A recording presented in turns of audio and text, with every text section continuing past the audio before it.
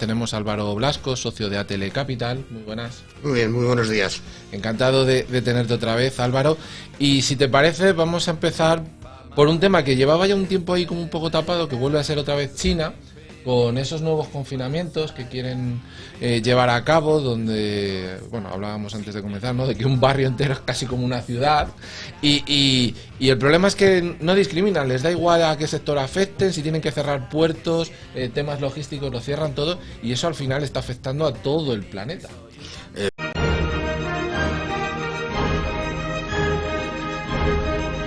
Pues la verdad es que sí, o sea, estamos todavía que no hemos conseguido salir de esos cuellos de botellas en el suministro de muchos componentes y de muchas cosas ya terminadas, ¿no?, que pudieran moverse en el comercio internacional, y sin haber terminado, pues parece que volvemos a estar cerca de un momento donde podemos ver agudizarse esos cuellos de botella, ¿no?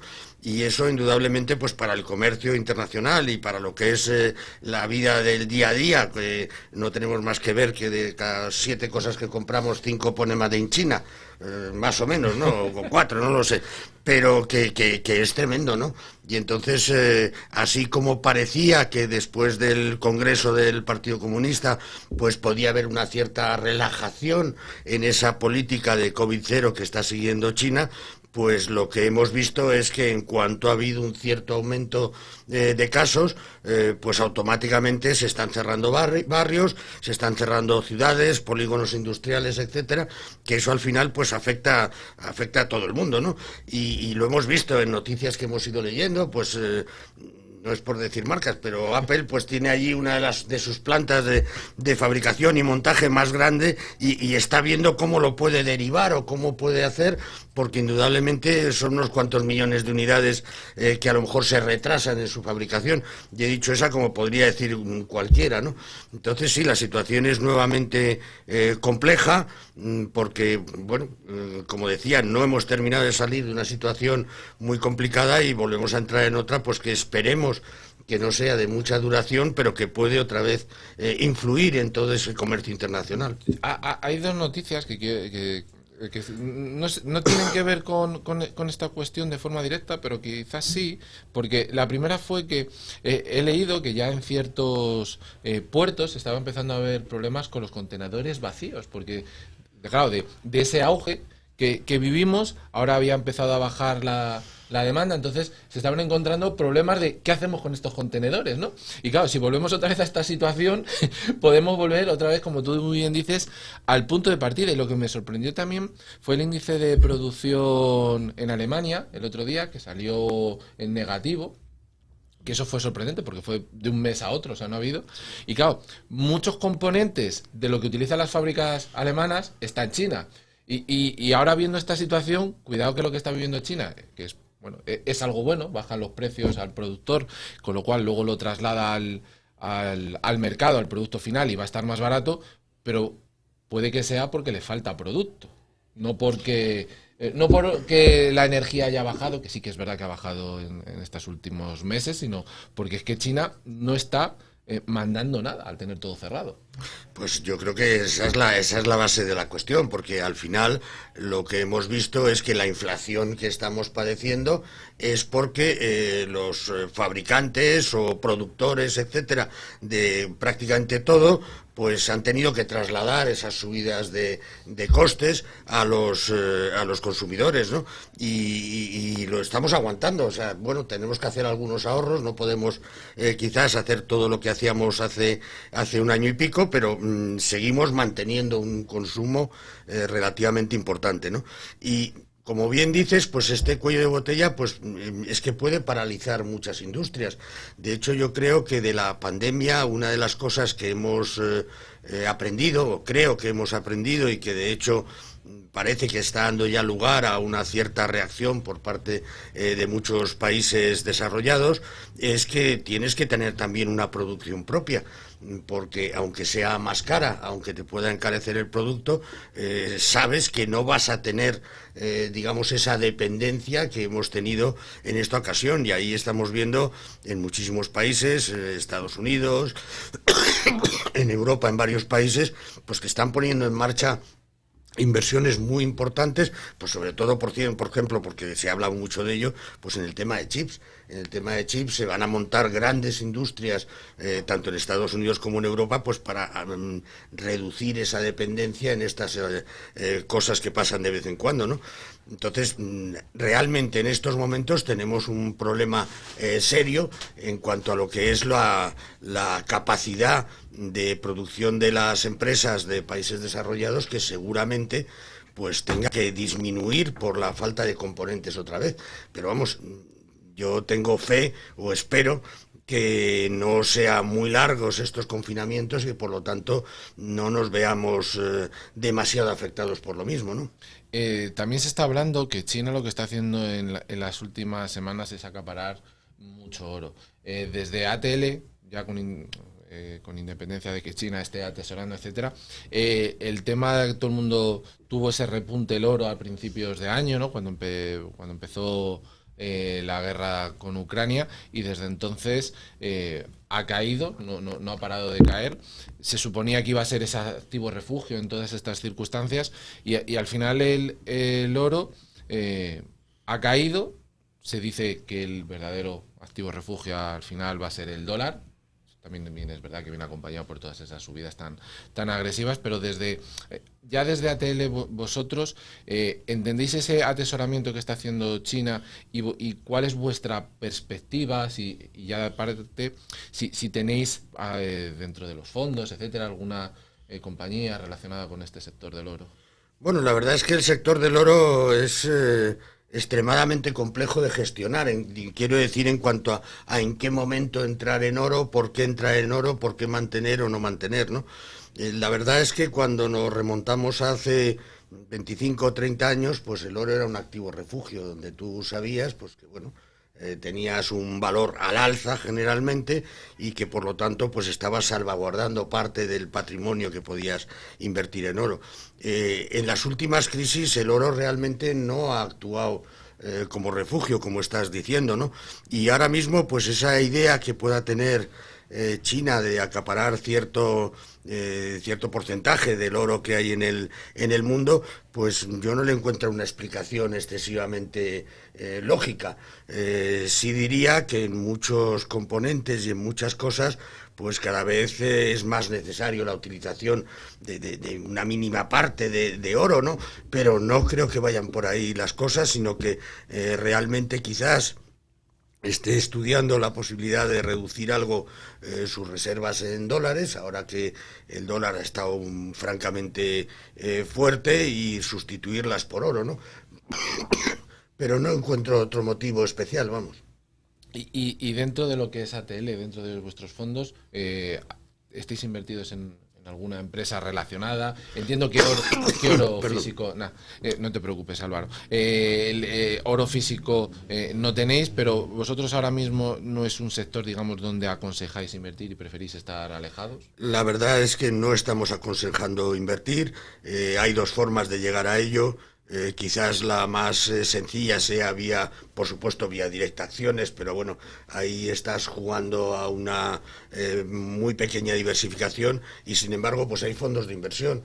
Hay fondos de inversión que invierten en mineras relacionadas con el oro, y es una forma de, diversificando, pues entrar en el sector bastante volátil. Y hay otros fondos que invierten en oro, incluso hay algunos que a partir de determinado nivel, pues los reembolsos te los pueden hacer en oro físico, es decir, a partir de, no sé, si son 6 onzas o algo así, pues ya puedes perfectamente hacer tu retirada en oro físico, ¿no? Pero, como digo, no vemos ahora mismo que sea un refugio, y con la volatilidad que está teniendo el oro, pues no estamos recomendando por ahora entrar en esta materia prima. Sí, porque además el que se suponía que iba a ser el sustituto así del oro que hablaban, y en este caso pues entramos en las nuevas modernidades, ¿no? Y se hablaba del Bitcoin, y estamos viendo como el comportamiento no ha tenido nada que ver con aquello que nos vendían, ¿no? Estamos viendo también como el Bitcoin, etcétera, no es ese activo refugio que decía, no, es que el día de mañana... es más, leía esta mañana así de pasada una noticia donde ya tenían el yuan digital allí en China, y bueno, y parece ser, no sé si era en Suiza o en Suecia, leía esta mañana que parece que también van por ahí encaminados. Suecia me parece que sí. Con lo cual, al final ya ni siquiera las tarjetas de crédito. Vamos a tener que comprar wallet y modernizarnos. Pues sí. La verdad es que si entramos ya en el tema del Bitcoin, las criptodivisas, etcétera, es un tema que mientras no esté regulado hay que ser muy prudente, porque yo creo que el 99% de los mortales no entendemos muy bien, y me incluyo, en qué y cómo estamos invirtiendo y cómo está funcionando ese mercado, ¿no? Entonces, cuando algo no lo entiendes y no lo ves claro, yo creo que lo mejor que puedes hacer es, a pesar de que se pueda estar ganando mucho dinero, porque hemos visto, hacerse fortunas, que no sé si las han mantenido o las han perdido ahora, pero bueno, a pesar de eso, nosotros la verdad es que nos gusta recomendar inversiones cuando vemos con claridad el porqué un mercado, un tipo de activo, una materia prima, etcétera, pues tiene un recorrido en un momento determinado, ¿no? Pues ahora mismo pues hay grandes inversiones en temas de litio, porque, bueno, pues hoy por hoy, también hay que ser prudente, las baterías pues hacen que el consumo de litio vaya a seguir aumentando de forma muy significativa, pero aún así hay que ser prudente, porque pasado mañana puede surgir otra vía, digamos, para esa producción o ese almacenamiento de energía, y por lo tanto pues puedes ver también caídas muy significativas, por lo tanto siempre con prudencia. Pero en el tema de las criptodivisas, como digo, invertir en algo que no entiendes muy bien es muy complejo y no es recomendable. En este caso, quizás la mejor recomendación, y que yo la hago aquí desde mi persona, en área financiera, es entender que son mercados que no están regulados. Vamos a decir que, o vamos a incorporarlo dentro de los alternativos no regulados, porque tienes el crowdfunding, el crowdlending, que quieras que no, que son alternativos, sí que hay una regulación ya específica, etcétera. Y claro, cuando tú inviertes en mercados que no están regulados, como muy bien dices, pues ocurre lo que hemos tenido hace unos días con FTX y con otros, ¿no? No, por supuesto. Porque hablabas de gente millonaria, los famosos hermanos que estaban ahí con Mark Zuckerberg cuando se crea Facebook, también tenían un exchange de este estilo, y parece que no lo están pasando bien por lo que se va leyendo por ahí. Entonces hay que tener mucho cuidado. Has tocado tema de materias primas. Dentro de la energía, vosotros ¿cómo veis el sector? Es decir, hay muchas gestoras, sociedades que ven todavía mucho recorrido. Se está hablando de que esta semana tanto Europa como el G7 quieren empezar con las sanciones a Rusia. ¿Vosotros creéis que van a fijar una serie de precios, vamos a decir, razonables? ¿Va a tener impacto realmente en el mercado? ¿O Rusia, al final, que le pongan sanciones o no, les va a dar igual porque va a seguir vendiendo a China, a la India? Pues yo creo que a Rusia le va a dar más o menos igual. Creo, por ser sincero, ¿no? Indudablemente, pues a lo mejor vende algo menos de lo que está vendiendo ahora mismo, pero bueno, no creo que sea un problema que preocupe excesivamente a las autoridades en Rusia, ¿no? Yo creo que seguimos teniendo muy complicado el tema de la energía. El año que viene todavía yo creo que podemos ver momentos delicados, y además con un reflejo importantísimo en los costes de las empresas, puesto que hablamos de temas financieros más que de los hogares, ¿no? Y realmente es que yo creo que solamente podría haber un poco de distensión si Rusia en un momento determinado pues buscase Rusia y Ucrania buscasen un acuerdo pues para poner fin a esta situación. Mientras tanto, pues yo creo que vamos a ver muchísimas tensiones, que si efectivamente regulamos un precio para la compra de petróleo o gas a Rusia, pues yo creo que los grandes perjudicados podemos ser nosotros, pero bueno, ahí ya entre unos temas que me desbordan, ¿no? Pero yo creo que al final, como bien decías, pues Rusia pues venderá más a China, venderá más a India, venderá más a África, venderá más a donde haga falta, y ellos podrán paliar su problema, mientras que nosotros todavía estamos en una situación muy compleja.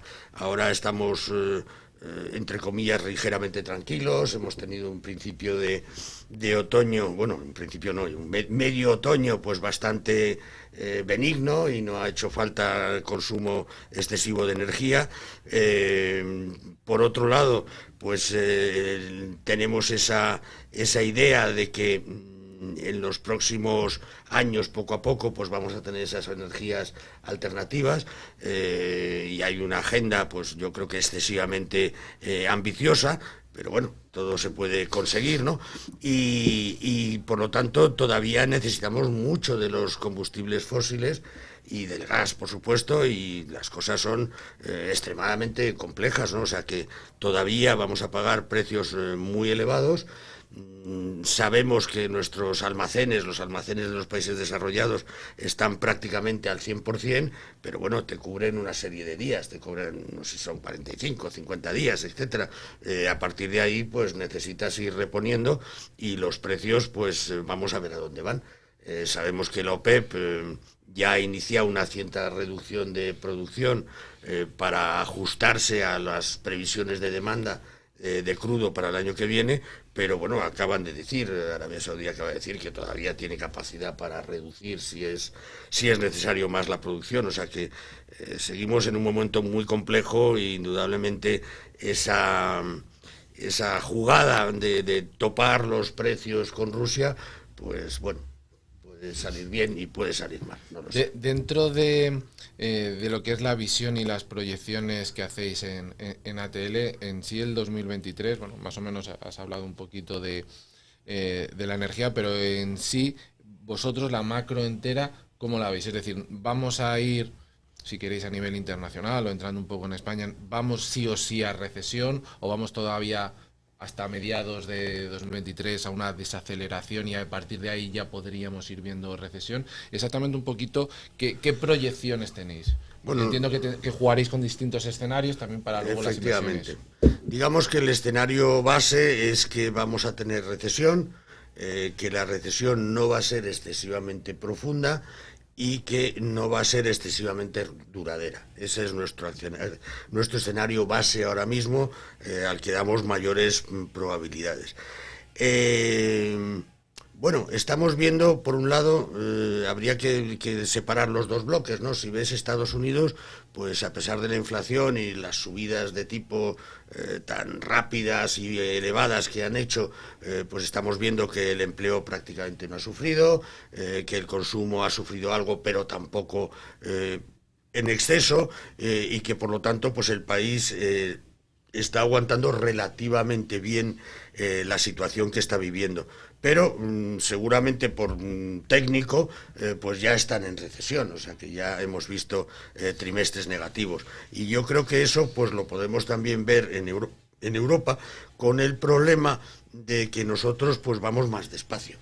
Los tipos empezaron a subir mucho más tarde que en Estados Unidos. En Estados Unidos ya estamos viendo una cierta bajada, una cierta tendencia hacia abajo de la inflación, cosa que todavía no estamos viendo en lo que es la zona euro, y por lo tanto pues todavía nos queda un camino de endurecimiento que puede hacer que efectivamente pues vayamos a una recesión. Si a esto le sumáramos que podría haber una cierta reducción de la llegada de componentes de países pues como China, pues la situación se nos plantea bastante compleja. Dos cosas importantes para la renta fija, para los inversores más conservadores, pues es buen momento de hacer una cartera.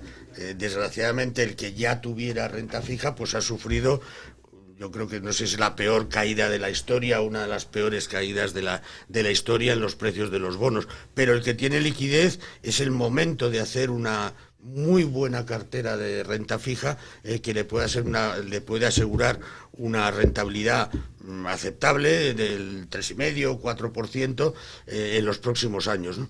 Y en la renta variable pues también habría que ver un poco. Nosotros no somos negativos, pensamos que los tipos de interés pues pueden llegar a subir en Estados Unidos hasta febrero o marzo del año que viene, seguramente se mantengan una temporada arriba, pero ya el mercado empezará a ver que el siguiente movimiento será la baja, y eso yo creo que puede ser un aliciente para invertir en renta variable.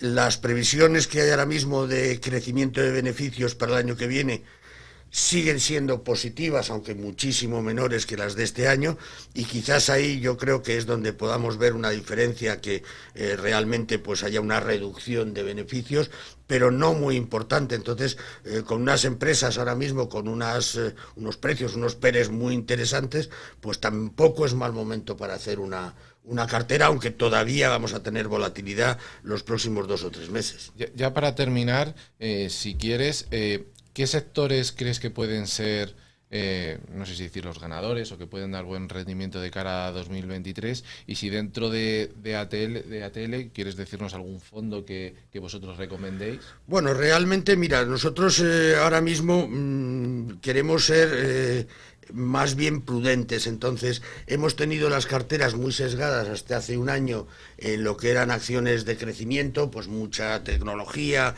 etcétera, y a lo largo de este año lo que hemos hecho es pues más o menos tenerlas al 50%, porque cuando no ves claramente hasta dónde puede ir el castigo de uno u otro de los estilos, pues yo creo que lo mejor que puedes hacer es estar equilibrado.